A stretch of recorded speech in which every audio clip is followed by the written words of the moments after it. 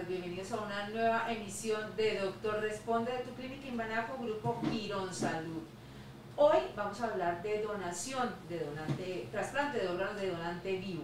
El próximo 27 de este mes, el 27 de febrero, se conmemora el Día Mundial del Trasplante. Y pues mucho hablamos acerca de donante cadavérico, de donante ya fallecido, pero no sabemos que también se pueden hacer trasplantes de donantes vivos. Para desarrollar este tema nos acompañan hoy el doctor Luis Alfonso Valderrama, él es nefrólogo, y el doctor Juan Manuel Rico, cirujano hepatobiliar, los dos expertos especialistas de nuestra institución. Doctor, muy buenas tardes. Buenas tardes, Paola, muchas gracias por la invitación. Y bueno, quiero iniciar una introducción con unas estadísticas que son importantes que tengamos en cuenta. Uno es que la enfermedad renal crónica se considera también como una pandemia. La enfermedad renal crónica cada vez más afecta a muchos individuos y principalmente adultos mayores, o sea, mayores de 65 años. Hay una lista grande, hay una lista importante, una lista de espera de pacientes con enfermedad renal crónica avanzado o terminal o estadio 5, en los cuales necesitan un trasplante.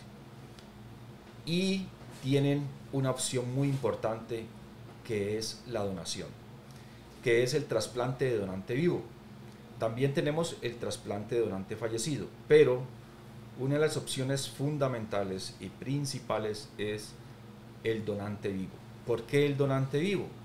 Porque el donante vivo se ha visto en los diferentes estudios que al paciente que un familiar, el hermano o el papá o la mamá le hace donación, pues este paciente con enfermedad renal crónica que estaba en diálisis, pues su riñón, como es un riñón sano que se le pone, pues va a tener una larga vida, va a mejorar su calidad de vida notablemente y por lo tanto, entonces el llamado es que si tenemos un paciente, si tenemos un familiar con enfermedad renal crónica que está en estadio 5, o sea, ya para diálisis o que esté en diálisis, una muy buena opción es el trasplante de donante vivo intrafamiliar o también de donante vivo no relacionado, por ejemplo, el esposo o la esposa, ¿sí? Que esto hace que la calidad de vida mejore en este tipo de pacientes. Doctor Juan Manuel, cuéntenos cuáles son esos órganos que se pueden trasplantar de donante vivo. Bueno, buenos días a todos.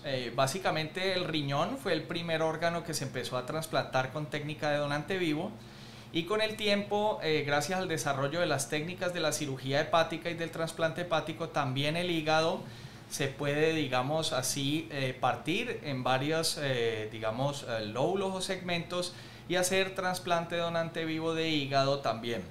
El corazón obviamente no se puede porque es un órgano, digamos, entero, no se puede partir por la mitad. A pesar de que hay dos corazones, ellos funcionan juntos y el resto de órganos pues tampoco. Bueno, hablemos un poco acerca de cómo se llega a esa donación de un donante vivo. Bueno, en términos de los problemas del hígado, lo que sucede es que cada vez tenemos más pacientes en lista de espera esperando un trasplante hepático de un donante cadavérico o un donante fallecido. Y en Colombia tenemos una muy baja tasa de donación, menos de 10 donaciones o trasplante o donación por millón de habitantes, los cuales es una de las tasas más bajas de América Latina, y eso va haciendo que se cree una gran separación entre los pacientes que están en lista, que van creciendo, y la tasa de donación que se mantiene muy baja.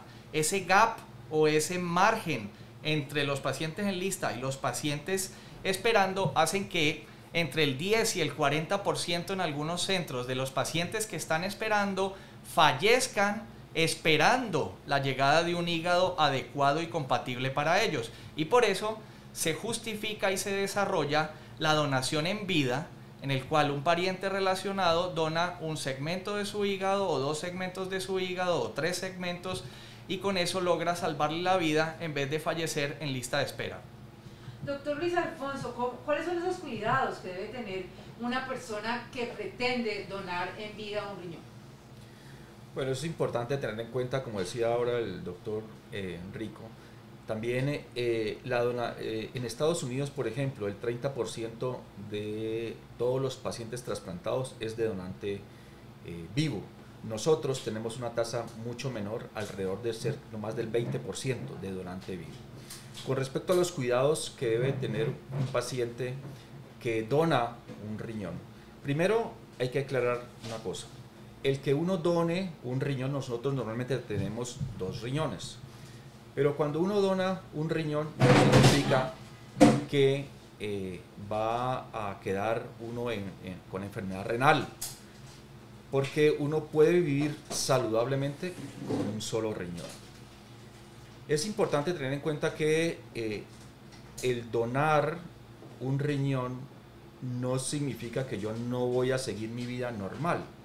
Eso significa que tengo que tener ciertos tipos de cuidados, tener una vida saludable, estar chequeándose más o menos anualmente su parte de su creatinina, su función renal, no subir de peso, evitar dosis altas de carbohidratos y calorías, pues por así decirlo, y eso es como todo, o sea, no es una condición que lo vaya uno a privar, por ejemplo, de elaborar, que lo vaya a privar de hacer ejercicio, que lo vaya a privar de hacer algún tipo de deporte, no, es un cuidado que simplemente es estilos de vida saludables, y con eso es suficiente para que viva uno con un riñón.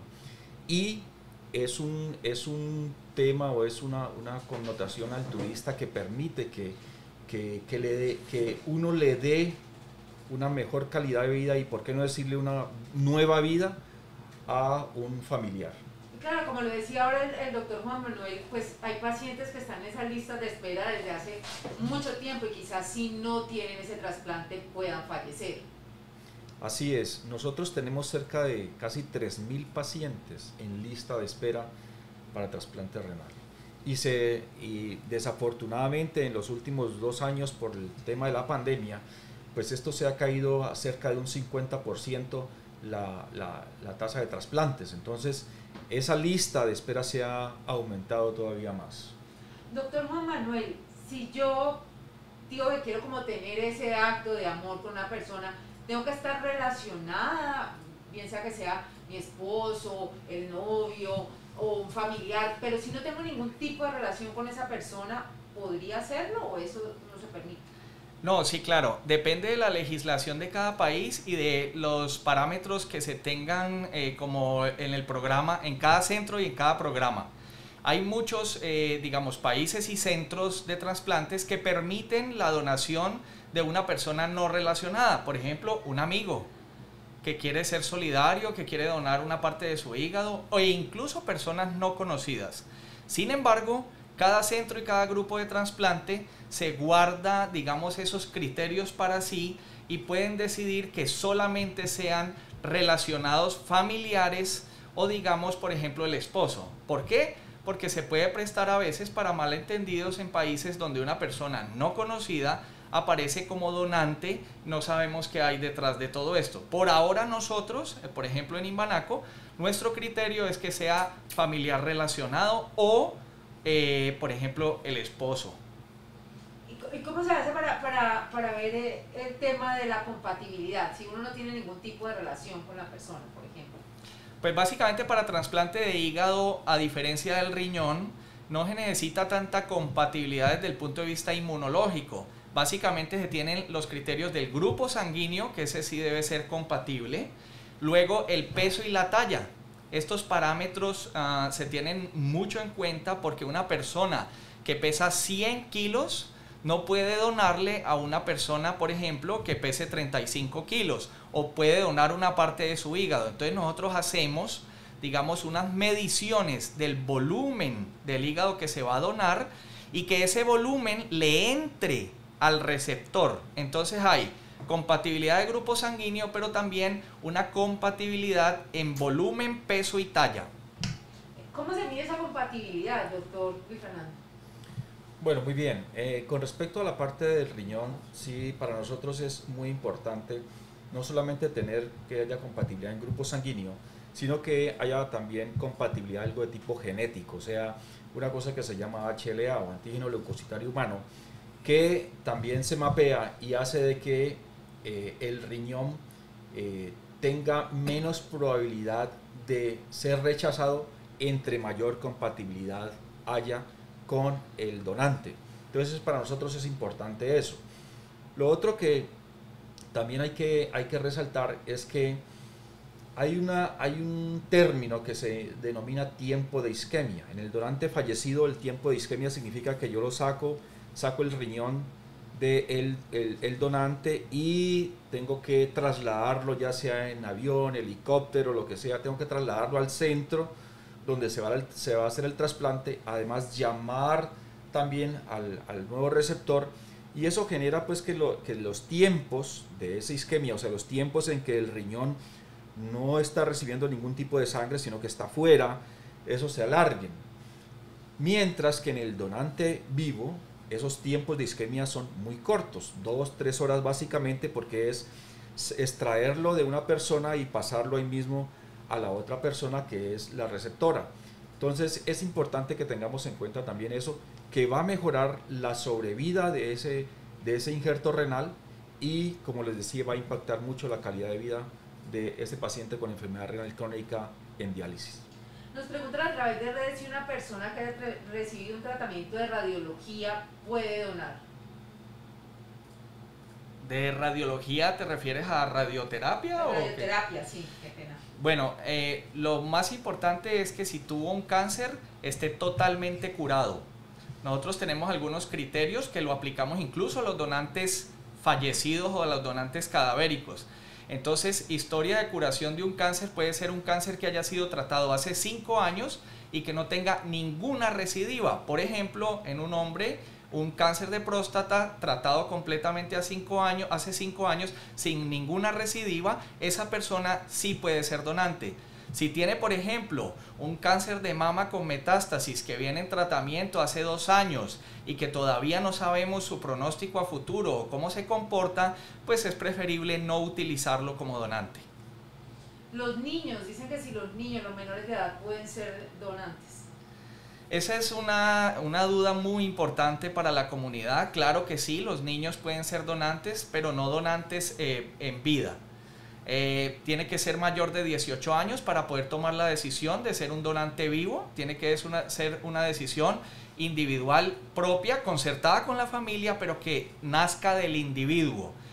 Sin embargo, los niños, lastimosamente, que tienen una muerte cerebral, pueden ser donantes de órganos, lo cual es muy raro, y por este motivo los niños en lista de espera pueden pasar años esperando un hígado de su mismo peso, de su misma talla y de su mismo grupo sanguíneo, y por esto en los niños sobre todo es que se desarrolla la donación en vida de hígado. Que sería utilizar un fragmento. Que sería utilizar un pedazo que corresponde más o menos al 20% del hígado de un donante adulto, por ejemplo la mamá, el papá o los hermanos. Doctor Luis Alfonso, nos preguntan también acerca de si hay un límite de edad para esa donación de órganos en vida. A ver, es importante que tengamos en cuenta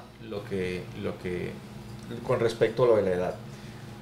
Lo ideal es que más o menos entre 18 y 55 años se haga una donación. Sin embargo, por ejemplo, en los países europeos, principalmente por ejemplo España, se trasplanta, por ejemplo, la esposa tiene 72 años y el esposo tiene 75 años y se trasplanta. Entonces eso se denomina all for all, o sea, paciente de edad avanzada con que sea el donante y el receptor más o menos de la misma edad, pero no hay una contraindicación, ¿cierto? Después de que el donante tenga buenas condiciones físicas, clínicas, tenga buenas condiciones en cuanto a su salud renal, no hay ninguna contraindicación con respecto a la edad para su donación. Bueno, y de pronto, ¿tiene algún tipo de implicación, por ejemplo, si el donante es vivo, el estilo de vida que lleve? O sea, ¿cómo es la diferencia cuando un paciente recibe o un órgano de donante vivo y un órgano de un donante fallecido? O sea, porque pues ya, digamos, ¿cómo hacen esa selección? Bueno, ok. Con respecto a lo de donante vivo, como lo decía anteriormente, no hay mayores implicaciones con respecto a lo de que cambie sustancialmente su vida, ¿no? Simplemente lo que recomendamos es un estilo de vida saludable, o sea, ¿qué significa eso? Que haga ejercicio regularmente, que no suba de peso, que no vaya a fumar, es como lo grande que uno le plantea al paciente.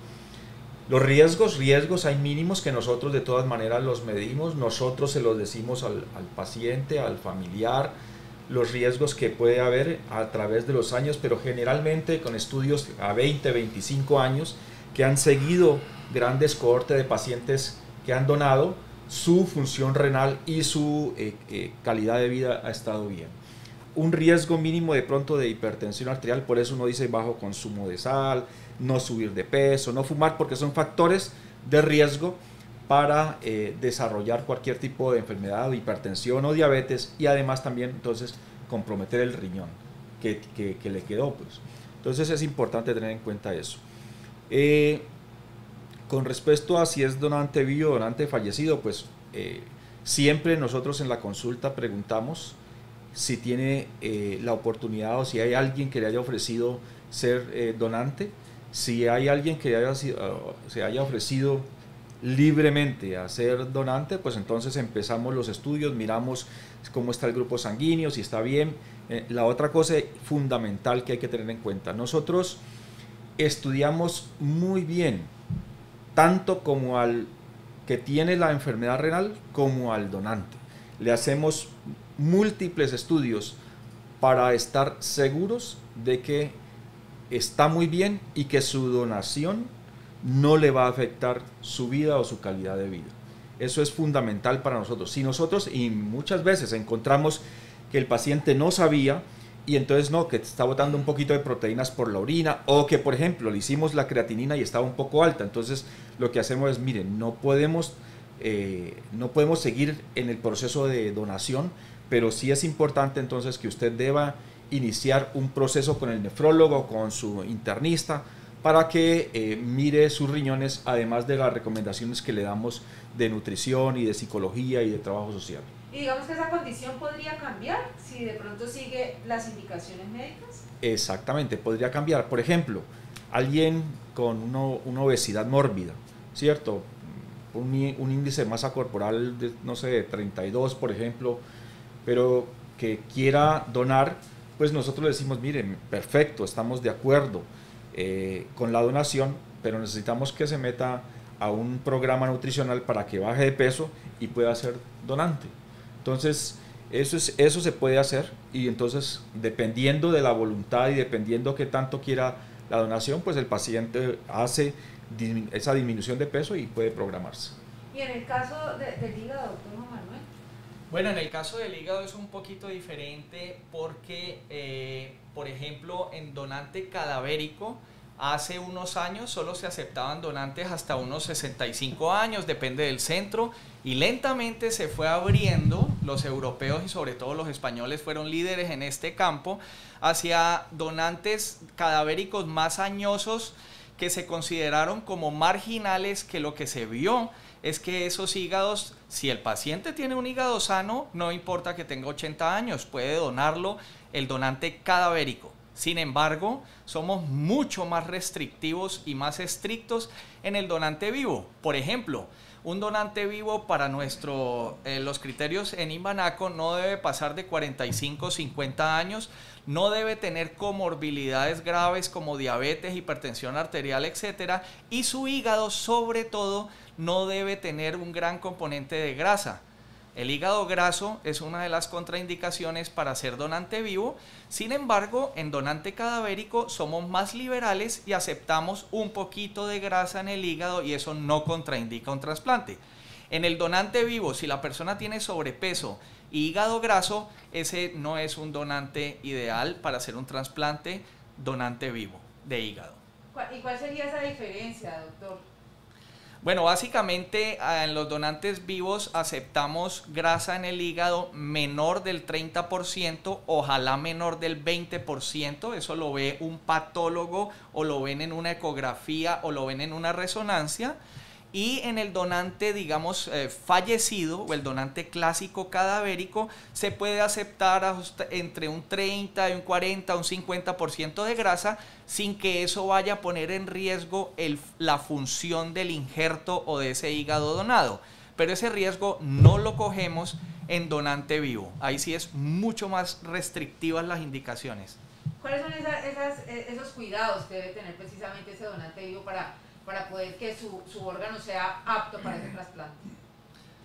Bueno, pues los cuidados los debe tener desde toda la vida. Entonces es una persona que no debe ser obesa, su índice de masa corporal es muy importante, nosotros idealmente que sea menor de 28, eso es una fórmula entre el peso y la talla que uno hace con los pacientes. Mejor dicho, que no sea obeso, que no tenga hígado graso, que sea joven y que sea sano. O sea que es muy restrictivo y esto no se aplica para el donante cadavérico en el cual somos más liberales. Es decir, que uno podría, doctor, tener una preparación. Si yo pienso donarle parte de mi hígado a mi hermana, a mi mamá, a mi papá, ¿podría tener una preparación previa para poder que ese órgano esté completamente sano y apto para ese trasplante? Sí, muy buena pregunta. Hay potenciales donantes que tienen un índice de masa corporal mayor de 28, pero no mucho, ¿sí? Puede ser 30, por ejemplo, tiene una obesidad o un sobrepeso. Esa persona, si es un potencial donante, la podemos poner en un régimen de ejercicio y un control nutricional con el fin de que pueda disminuir el riesgo, porque el riesgo es tanto en el hígado, que tenga infiltración grasa, pero también está el riesgo para la persona donante, porque la operación de extracción de un pedazo del hígado es una operación mayor. Si la persona tiene comorbilidades, pues puede tener complicaciones después del procedimiento. Es por esto que sí se puede poner al potencial donante en un plan de ejercicios, en un plan nutricional para mejorar ese aspecto y luego ser un donante, ya que los pacientes en lista de espera pueden pasar meses e incluso años esperando un hígado ideal. Doctor Luis Alfonso, nos preguntan a través de redes cómo se ingresa a esa lista de espera. ¿Lista de espera de donante? Que está esperando su órgano para el trasplante. Ok. Bueno, con respecto a eso, en la lista de espera es importante que se tenga en cuenta que principalmente los pacientes que están en estadio 5, ¿cierto? O estadio 4, o sea, cuando uno necesita diálisis es porque generalmente la función de sus riñones es alrededor de un 10%. Y se dice que entonces lo normal es que sea el 100%, que funcionen 100, 120%, pero cuando uno está con el 10% significa que necesita diálisis. Pero por debajo de 20% uno puede ingresar a una lista de espera para donación, ¿cierto? Y una de las cosas fundamentales es que si yo no alcanzo a llegar a diálisis y me trasplanto, los resultados a largo plazo son mucho mejores. Entonces, ¿por qué? Porque de todas maneras la carga de la enfermedad, la parte de la diálisis, todo eso hace que vaya disminuyendo mi salud. Y por lo tanto, si yo me logro trasplantar, por ejemplo, con 18% de mi función del riñón o 17%, pues eso significa que no entro a diálisis, no tengo toda esa parte de la carga de la diálisis y por lo tanto entonces pueden ser los resultados mucho mejores. ¿Qué es importante tener en cuenta? Sí, controlar mis enfermedades de base que me llevaron al compromiso de los riñones, o sea, mi diabetes, mi hipertensión, pero además de eso también ser adherente en la terapia dialítica si ya está en este tipo de terapia. Si yo soy adherente, pues que haya corregido mi anemia, que haya corregido mi fósforo, mi calcio, todas esas cosas. Y hablar con mi nefrólogo. Es decir, listo, yo tengo ya más o menos, o hablar con el nefrólogo para ver si ya tengo las condiciones de poder ingresar a una lista de espera. Generalmente, alrededor del 60-70% de los pacientes que están en diálisis pueden ingresar a una lista de espera. Nosotros tenemos todavía una dificultad y tenemos todavía una disminución de la cantidad de pacientes que pudieran ingresar a una lista de espera y beneficiarse de un trasplante. todavía se queda mucho paciente en la unidad renal en diálisis y fallece en diálisis. Es importante tener en cuenta que si yo, por ejemplo, estoy en diálisis, la sobrevida a 5 años es del 50%. Si yo me trasplanto, la sobrevida del 50% pero es a 12 años. Eso significa que estoy yo ganando 120% más de posibilidad de vivir con el trasplante que con diálisis. Entonces, de tener en cuenta eso. Bueno, nos preguntan por acá, y no sé si tenemos la respuesta, ¿por qué es tan complejo tener donantes de córnea? Dice que su madre tiene 84 años y hace un año está a la espera de una córnea. Bueno, lo de los otros órganos como córnea, es importante tener en cuenta que desafortunadamente no hay muchos bancos de córnea. En nuestra institución ya hay un banco de córneas, y lo otro es que no hay como una legislación clara sobre la parte de córnea. Más sin embargo, se está trabajando fuertemente en eso. Toda la parte de la red de donación están fuertemente trabajando en la parte de córnea. Pienso que eso probablemente vaya a mejorar en un futuro. Bueno, Brigida, esperamos a ver satisfecho tu inquietud. Bueno, doctor Rico, para ir cerrando, ¿cuál es ese mensaje que debe quedarle muy en la conciencia a las personas que nos están escuchando? Bueno, primero que los trasplantes de órganos sólidos como el hígado y el riñón en Colombia se practican ante una total transparencia. Los centros habilitados para hacer trasplantes son vigilados y se tienen protocolos normatizados y sistematizados de tal manera que esta leyenda del tráfico de órganos, al menos en Colombia, no se da. Es un sistema súper transparente. El mensaje es que Colombia tiene una tasa de donación por millón de habitantes supremamente baja comparada con el resto del mundo y con muchos países de América Latina. Entonces el mensaje es que todos esta misma noche hablen en su casa en el momento de estar toda la familia juntos y expresen la voluntad de, en caso de tener una tragedia como una muerte cerebral, ser un potencial donante, porque eso es lo que nos sirve a nosotros en el momento en que fallezca lastimosamente una persona, que su familia o sus amigos digan: él expresó que su voluntad era ser un donante de órganos, y que tengan en cuenta que existe la opción de ser un donante vivo tanto para riñón como para hígado. Doctor Luis Alfonso, esa conclusión, para que a la gente le quede muy claro también cuál es ese deber nuestro como seres humanos y el compromiso con los demás. Bueno, primero recordarles que tener enfermedad renal crónica y, por ejemplo, estar en diálisis no es fácil. Nadie de nosotros está preparado para que un día le digan: mire, usted mañana o hoy hay que ponerle un catéter y hay que hacer diálisis. Que las listas de espera están creciendo cada vez más. Por lo tanto, una opción fundamental e importante es discutir en la familia la posibilidad de donante vivo. Por ejemplo, un hermano, un tío, un primo, ¿sí? Eso es importante que lo tengamos en cuenta.